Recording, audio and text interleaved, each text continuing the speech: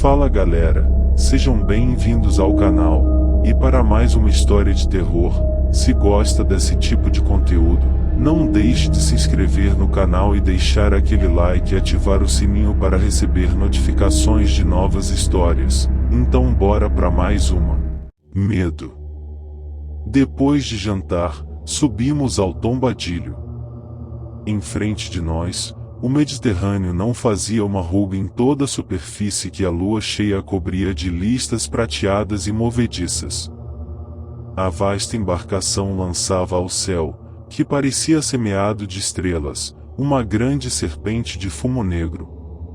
E, para trás, água muito branca, agitada pela passagem rápida do enorme navio, açoitado pela hélice, espumava, parecia torcer-se, revolvia tanta claridade que se assemelhava a um luar em borbotões.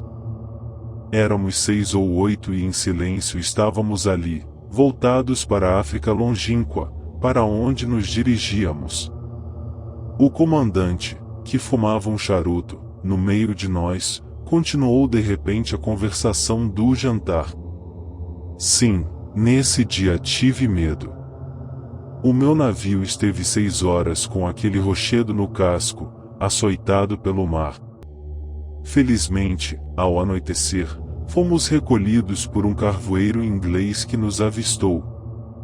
Então um homem alto, de rosto queimado, aspecto grave, um destes homens que devem ter atravessado longos países desconhecidos, em meio a perigos incessantes, e cujo olhar tranquilo parece conservar, na sua profundidade, alguma coisa das paisagens estranhas que viu, um destes homens em cujo aspecto se adivinha que são dotados de uma coragem de ferro, falou pela primeira vez.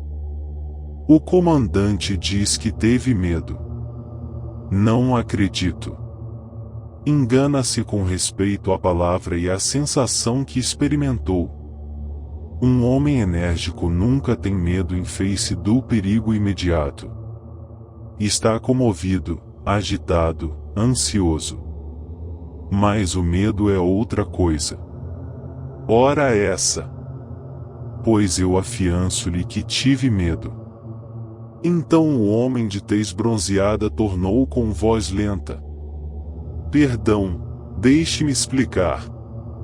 O medo, e os homens mais corajosos podem ter medo, é uma coisa terrível, é uma sensação atroz. Como que uma decomposição da alma, um espasmo horrível do pensamento e do coração, e cuja lembrança é suficiente para provocar calafrios e angústia. Mas isso não acontece, quando se é valente, nem perante um ataque, nem perante a morte inevitável ou qualquer das formas de perigo, e acontecem certas circunstâncias anormais, debaixo de certas influências misteriosas, em frente de perigos vagos. O verdadeiro medo é uma espécie de reminiscência de terrores fantásticos de outrora. Um homem que acredita em almas do outro mundo e que imagina avistar um espectro, de noite, deve sentir medo, com todo o seu espantoso horror. Eu adivinhei o medo, em pleno dia, há 10 anos, pouco mais ou menos. Senti-o no inverno passado, em uma noite de dezembro.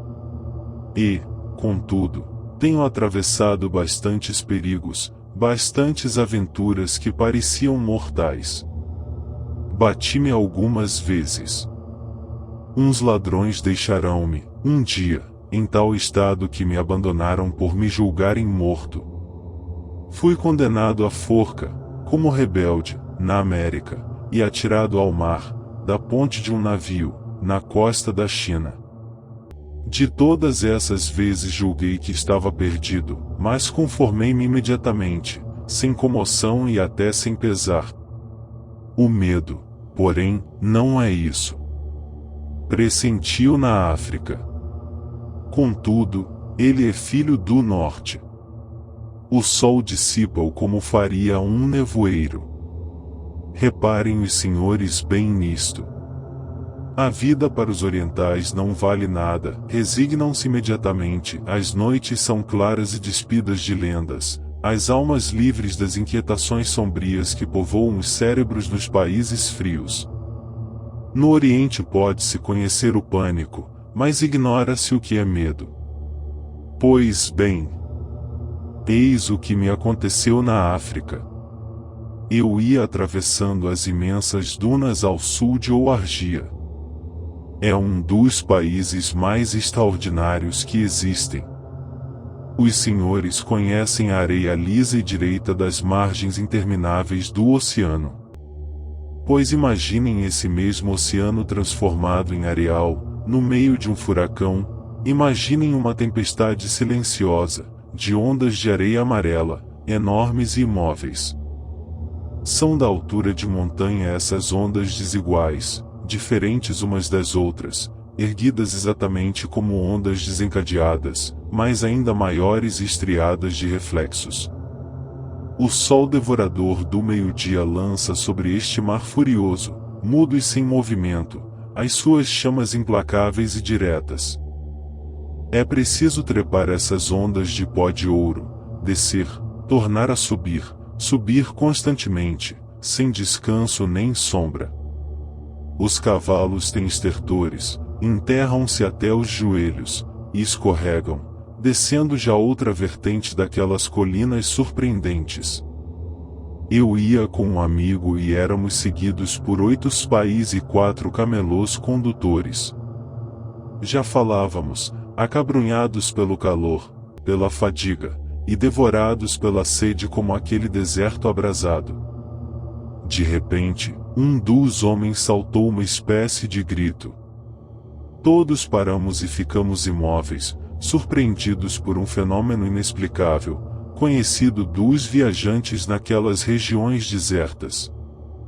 Perto de nós, em uma direção indeterminada, rufava um tambor, o misterioso tambor das dunas. Rufava claramente, ora mais vibrante, ora mais fraco, parando e continuando logo em seguida o seu rufar fantástico. Os árabes, assustados, olhavam uns para os outros, e um deles disse, na sua língua, e a morte está sobre nós. Eis que, de repente, o meu companheiro, meu amigo, quase meu irmão, cai do cavalo, de bruços, fulminado por uma insolação. E durante 2 horas, enquanto eu diligenciava debalde salvá-lo, aquele tambor invisível perseguiu-me com seu barulho monótono, intermitente e incompreensível, e eu sentia o medo introduzir-se nos meus ossos, o verdadeiro medo, o medo do horrível, defronte daquele cadáver querido, naquele buraco abrasado pelo sol, entre 4 montanhas de areia, ouvindo o eco desconhecido trazer-nos, a 200 léguas de qualquer aldeia francesa, o rufar rápido do tambor. Nesse dia compreendi o que era ter medo, soube-o melhor uma outra vez. O comandante interrompeu o narrador. Perdão, mas esse tambor? Que era? O viajante respondeu. Não sei. Ninguém o sabe. Os oficiais, surpreendidos, muitas vezes, por aquele ruído singular, atribuem-no geralmente ao eco aumentado, multiplicado, excessivamente exagerado pelos silêncios das dunas, de uma saraivada de grãos de areia, arrebatados pelo vento, e batendo de encontro a um molho de ervas secas, porque se tem notado sempre que o fenômeno se produz nas proximidades de pequenas plantas queimadas de sol e duras como pergaminho.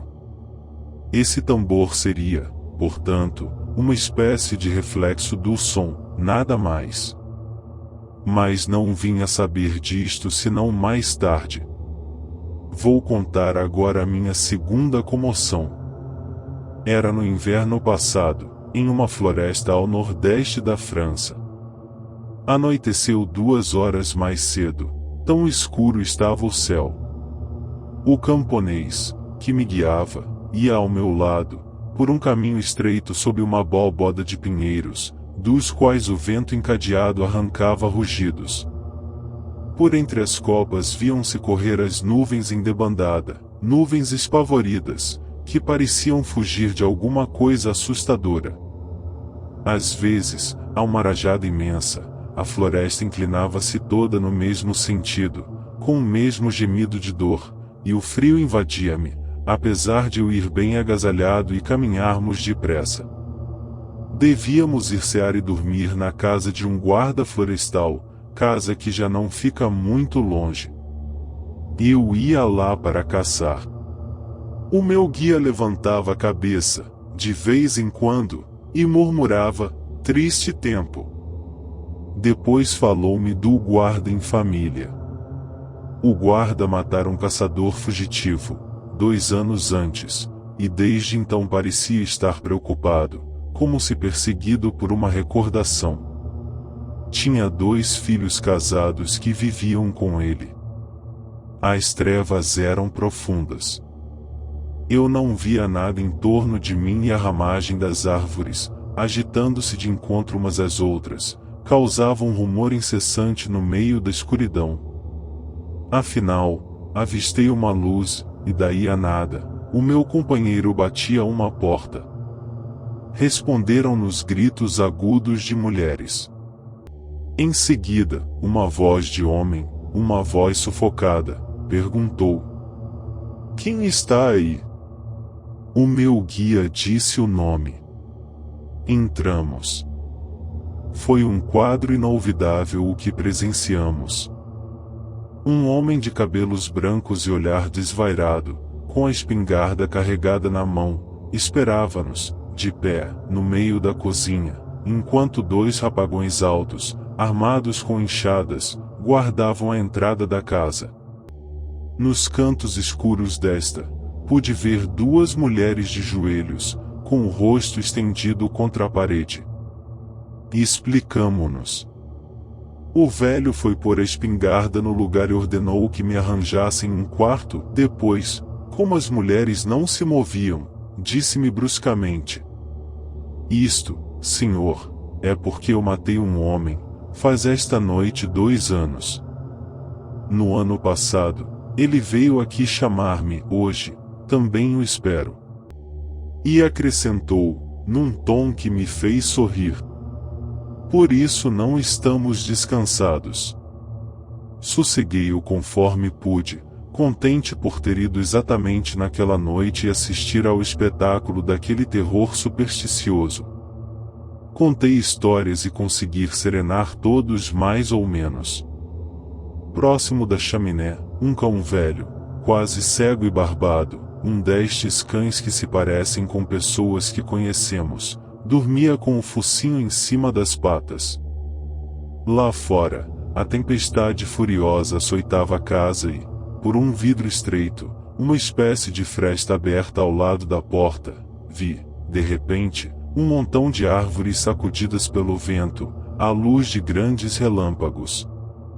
Eu sentia perfeitamente que, apesar dos meus esforços, aquela gente estava dominada por um pavor profundo e, cada vez mais, quando eu cessava de falar, todos os ouvidos se punham à escuta.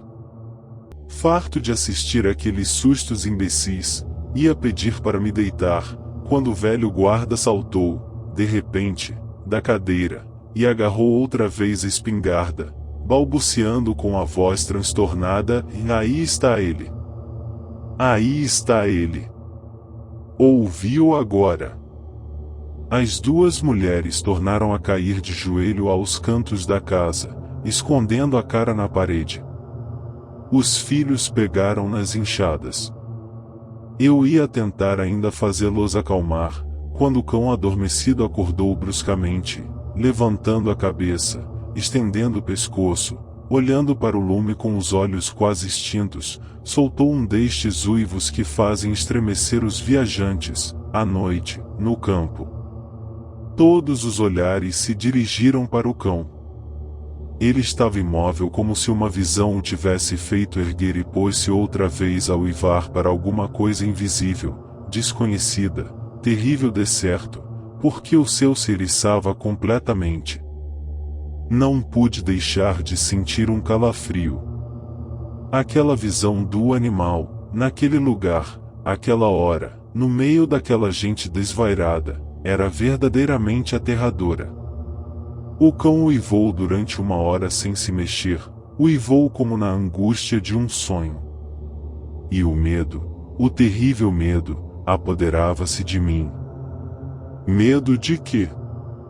Sei-o porventura? Era o medo, eis tudo.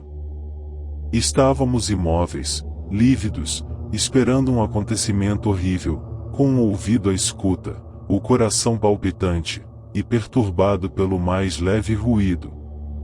E o cão pôs-se a andar em volta da casa, cheirando sempre as paredes e gemendo sempre. Aquele animal enlouquecia-nos. Então, o camponês que me acompanhará até ali deitou-se a ele, em uma espécie de paroxismo de terror furioso e, abrindo uma porta que dava para um pátio pequeno, atirou o animal para lá.